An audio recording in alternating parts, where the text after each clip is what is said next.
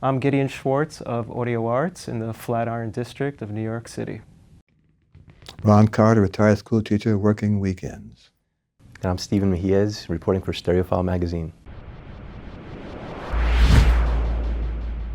We're here at Audioarts. Ron Carter, you're no stranger to hi-fi.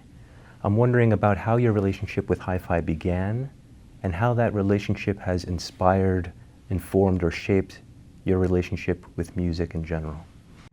Well, I didn't really get involved in hi-fi, H-I-F-I, until maybe really 15 years ago, because I was determined to wait until the recorded sound had the same kind of presence in my house as I have on the bandstand.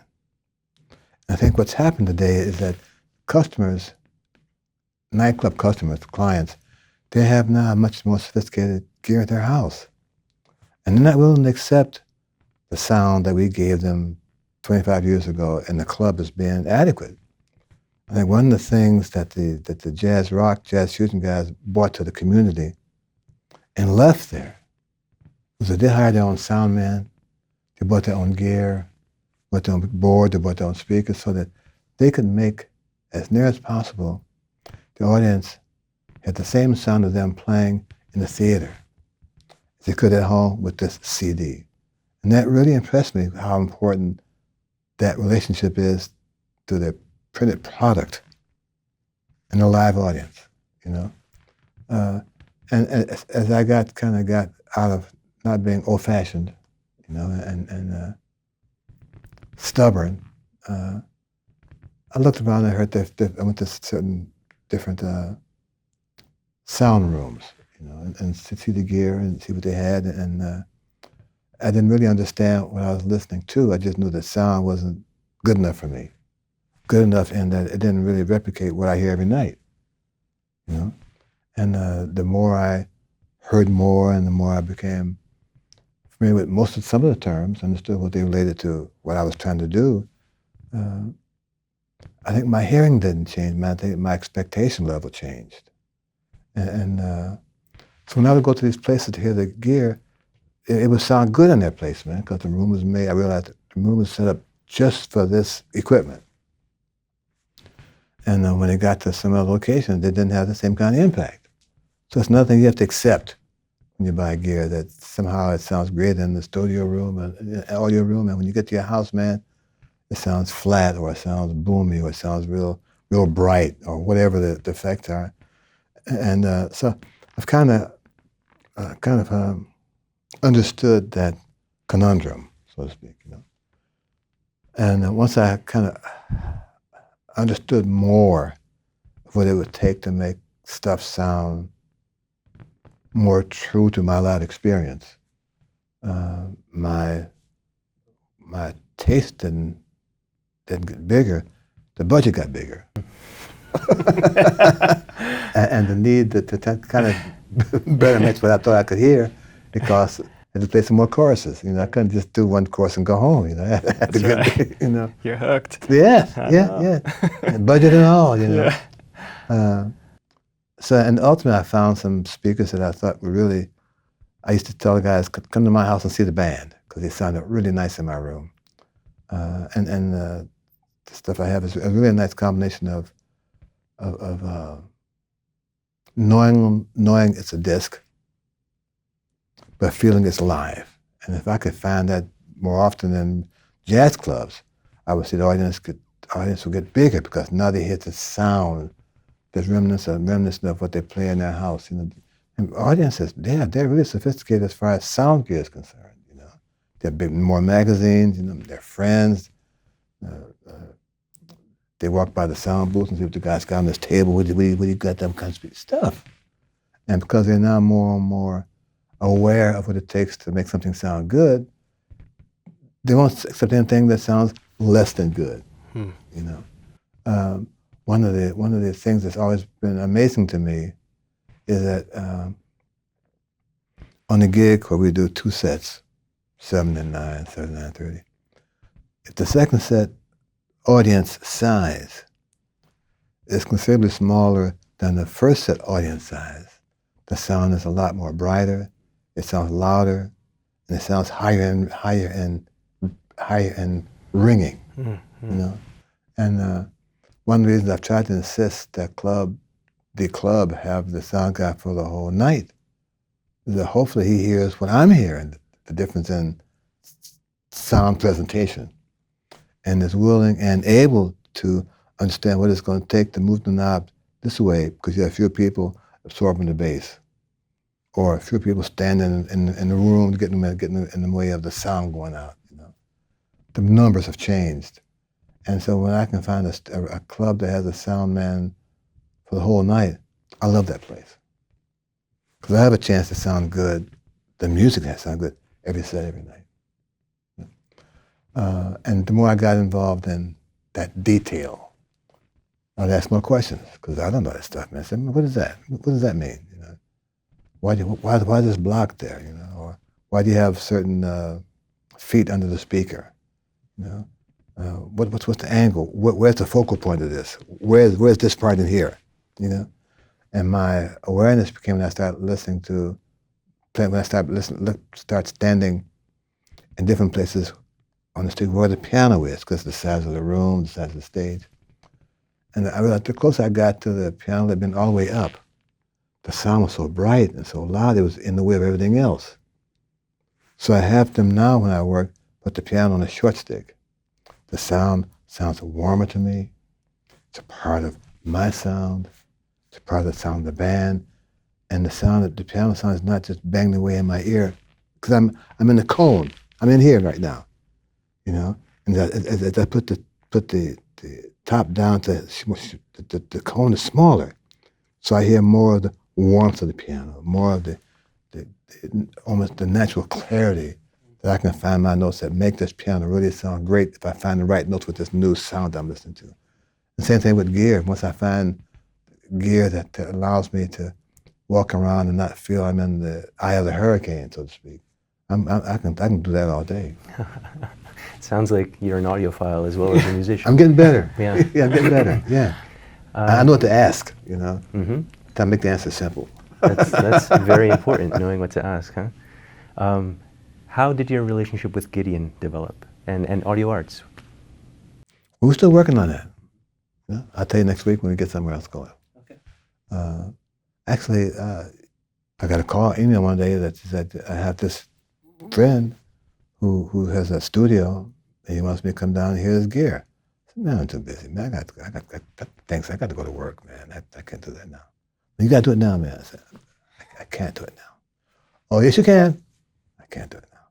Oh, yes, you can. Oh, okay, I will. We came down there and I bought some records that I thought they were my test records, not his. I know these records, man. I know what they sound like because I'm on them. I'm in the middle of this sound when I record them. And my test of somebody's gear is that when I put this record on, is it the same feeling as if I'm playing a record? If it's not, then that stuff's not for me. Unfortunately, it was for me, but not for my budget. So I'm working on that too.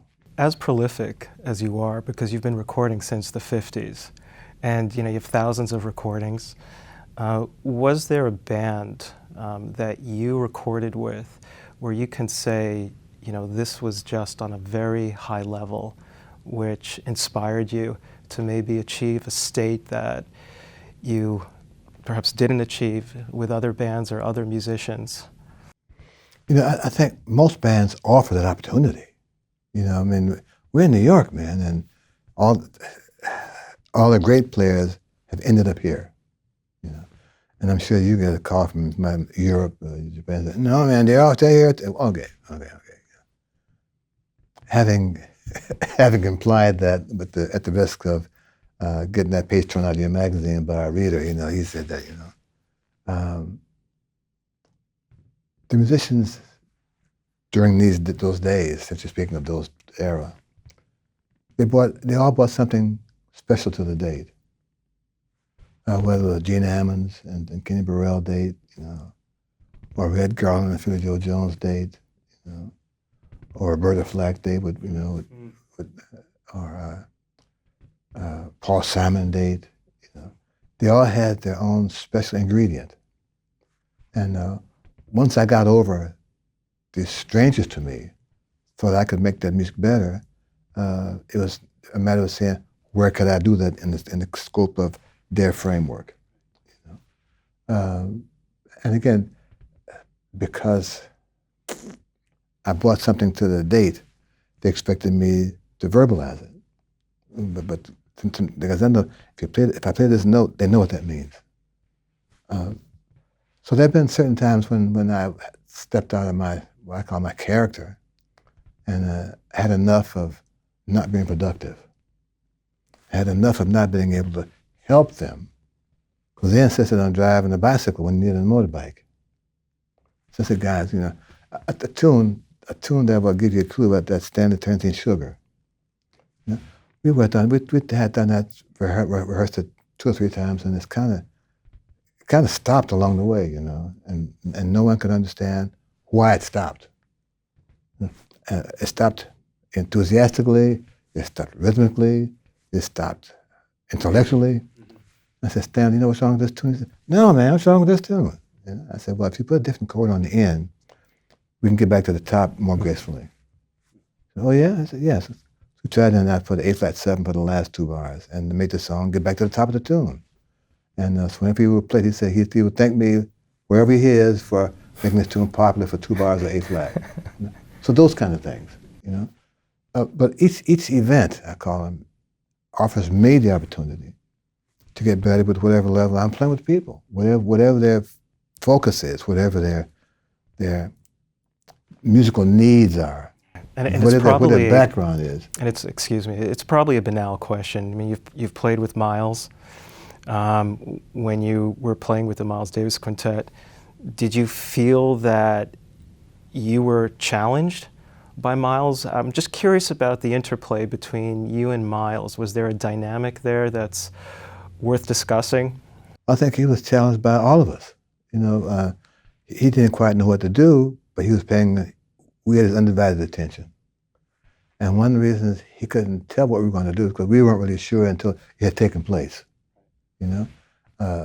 But while he wasn't playing, he was monitoring the band off stage as if he was still playing, because the song was still, it didn't stop developing when he stopped playing. And he understood that. And he realized, I think, that if he paid attention to the band long enough and watched how we played behind Wayne, or played behind Herbie, or played behind those guys when he wasn't playing, when he stopped playing, the song did not stop developing. And I think that's one of the keys to that music's development, was that when he wasn't playing, the concept of whatever we were muddling around with, the fog, it still stayed there. It didn't disappear because he left. Huh. And but there were a lot of special moments, and I kind of hesitate to say that word with a name attached to it, because someone's going to call my house, say, man, I thought I was special, and I'm not going to hear that kind of stuff, man. But there are a lot of events where just a chord voicing opens up a whole note possibility to me. Or I realize that if I play this note here, this person cannot play anymore. He'll want to know, what did I play to make that note for it? And he'll just stop. Well, if he does that, I got it. So I play that note over here sometimes. I want to be part of his creative process. Not just the sound of the bass in the background. Not just this. Those sounds have notes to them. And these notes are equivalent to what the rhythmic chords are for the melody. I'm playing another bass line to make the melody sound great on you just soloing.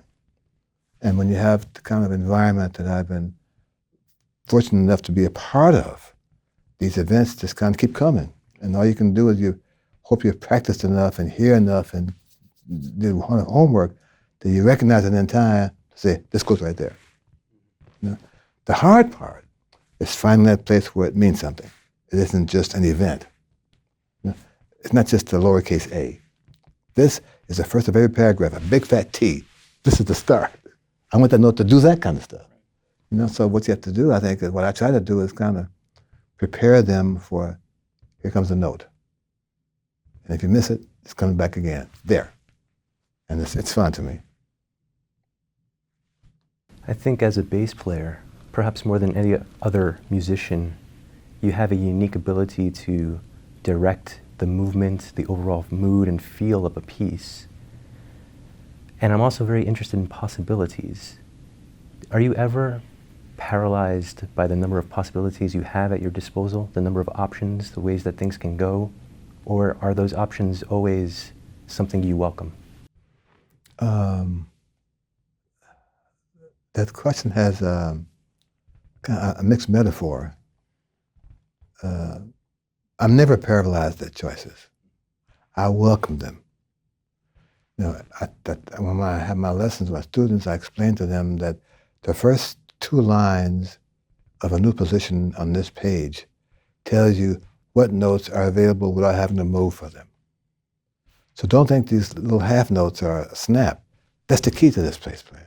These 2 lines of the notes that are all here, they tell you what notes are here. If you can find these notes when you need them, these 2 lines have made this lesson worthwhile. So my dismay, if that's the right word, is that I haven't found the right place for this special note to be. I understand the choices, and the choices are going to change with players, with tunes, with keys, with speed, how my hands feel, how the bass sounds. All those variables are kind of out of my control by and large. What's in my control is the ability, 2 things. It's the ability to want to affect the horn player's direction and hoping I can find the right note at the right time to make this direction I think he can go take place. But I'm not paralyzed means you're afraid to take a chance, man. That's what we do, man, you know? If you don't take the chances, I guess that makes you more paralyzed. That's a good word. That makes you more tepid and more reluctant to do something that's a little outside the envelope. Man, I live outside the envelope, man. I haven't been in an envelope, man, since 1965, something like that. But isn't that the freedom of jazz? I mean, that's... I'm not sure what that means, freedom. But that realm of possibilities and not really knowing how you're going to approach it at any given moment, just having that freedom of choice on stage and that... But there are restrictions involved. There's a choice, though. How loud is the band? Are you guys spread so far apart physically that you can't feel each other in time? Is the piano too loud? Is the bass too loud? There are factors that limit the freedom because they get in the way of it. There are these roadblocks. There are these traffic cones. You know? If the piano's out of tune, certain notes I can't play because they don't work with the piano. Or if there are drums, if this bass drum is tuned a certain pitch that wipes out my lower 2 strings, I can't really get the value and the good use out of those A and E strings because this bass drum is tuned the wrong pitch to allow that note to be heard. So freedom is limited now by his bass drum, my freedom. You know? I like to think that if I ask him to fix it, that he'll understand that it's not him, but the pitch of that drum means I can't play the A string or E string all night, and that's not fun for me. That's not freedom for me. So again, it's a mixed bag of a lot of things, and we at the jazz community, I think, all look for that special moment, which is why we go to work every night. We're trying to find that special diamond, that hope diamond, that makes the night, not just the night worthwhile, but all these nights up to it. How many years it took right here. We look for that. We practice for that. We hope for that. We miss it when we don't have it. We enjoy this guy getting it. We enjoy this guy getting it. Where's our turn? Now it's your turn. We look for those moments, man, and that's why we go to work every night, man. What's interesting for me, one of the things, as I mentioned earlier, is I'm on all these records. You know, I'm having a nice recording career, and talk to my students about what's important as they learn the bass. I explain to them how important your sound is and how much of it is your sound. And I ended up by explaining to them that when I play a note on this record that you just heard, that record was made 4 years ago. And in the interim, there have been 4 or 5 people who fool around with this record. Their job is to remix it, is to re-edit it, is to make another master, is to determine if the knob is going too far in the red for the bass. All those factors are in the way of my note at the studio, and now at Milestone Record, and that I'm able to maintain an easily identifiable sound that I still work on after all these years, 60 years or so recording. And when you hear my record, a record that I'm on, and identify that sound, that says that my sound has enough substance to it that 5 guys can't mess it up. Literally, you know? Now, I'm not the only guy. Sam Jones has this sound, you know, Ray Brown, Oscar Pettiford, Scott LaFaro, you know, there are a lot of names, Richard Davis.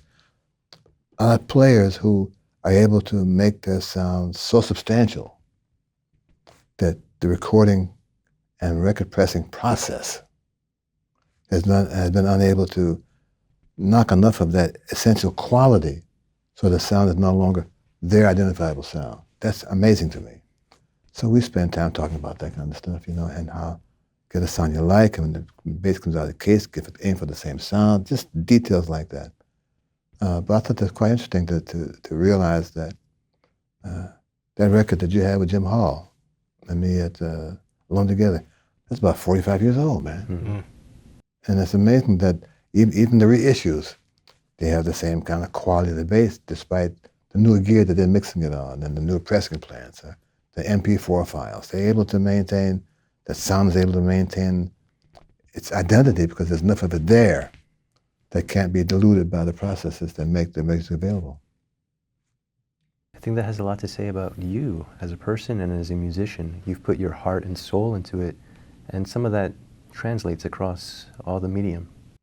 Well, my hope is that when they hear me play, they understand the tune is still a work in progress, and I'm still in my forever search looking for the best and right notes.